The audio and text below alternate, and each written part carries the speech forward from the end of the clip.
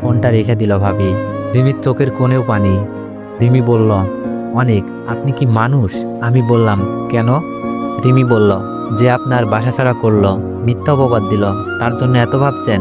মনে রাখবেন, এই দুনিয়ায় কেউ কারোর জন্য অতটা ত্যাগ স্বীকার করে না।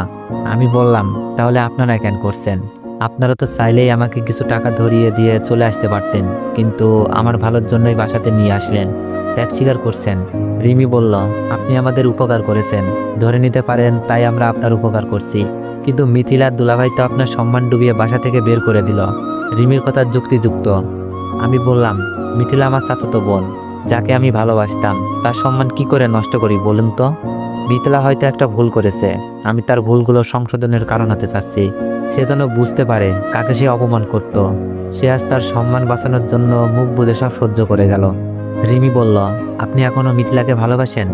আমি বললাম, জানি না, তবে আমি চাই মিথিলা তার ভুল বুঝতে পারুক, সম্মান নিয়ে বেঁচে থাকুক। রিমি বলল, ও বুঝেছি, হয়তো এখনো ভালোবাসেন। রিমি হয়তো বলতে চাচ্ছে আমি যা করছি সব কিছুই ভুল করছি। রিমি চলে যায়। আমি রিমির কাছ থেকে গল্পের বই চেয়ে নিই সময় কাটানোর জন্য। গল্প পড়ছি, এমন সময় আন্টি রুমি আসলো তার ছেলেকে নিয়ে। বয়স বেশি হবে না, 5 বছরের মতো।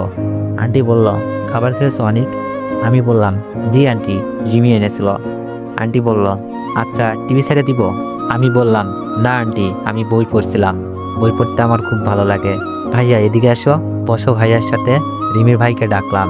আন্টি বলল, না, পায়ে ব্যথা দিবে, অনেক দুষ্টু, আগে পা ভালো হোক তারপর খেলা করবে। না আন্টি, সমস্যা নেই, ছেলেটাকে আমার পাশে বসিয়ে আদর করছি। আন্টি বলল, তুমি পড়ালেখা করো? মন খারাপ করে বললাম, জি আন্টি, আমি সবেমাত্র কলেজে উঠেছি, আর মনে হয় লেখাপড়াটা করতে পারবো না। আন্টি বলল, মন খারাপ করো না, একটা ব্যবস্থা হবে। আমাদের রিমিও কিন্তু এবার কলেজে উঠেছে। ও, তার মানে সমবয়সী, ভালোই হলো, সময়টা পড়ালেখা করে চালিয়ে দিব। আন্টি বলল, আচ্ছা তুমি রেস্ট নাও, পরে এসে দেখে যাব। আন্টি তার ছেলেকে নিয়ে চলে গেল। আমি বসে টিভি দেখছি। এমন সময় রিমি কি নিয়ে যেন আমার থাকার রুমে আসলো, হাতে কতগুলো শপিং। রিমি বলল, এইগুলো আপনার জন্য, দেখান তো পছন্দ হয় কিনা। আমার পছন্দ আশা করি ভালো লাগবে, আর এটা আপনার নতুন মোবাইল। এইগুলোর কি দরকার ছিল, শুধু শুধু টাকা খরচ করলেন। মনে মনেই ভাবলাম,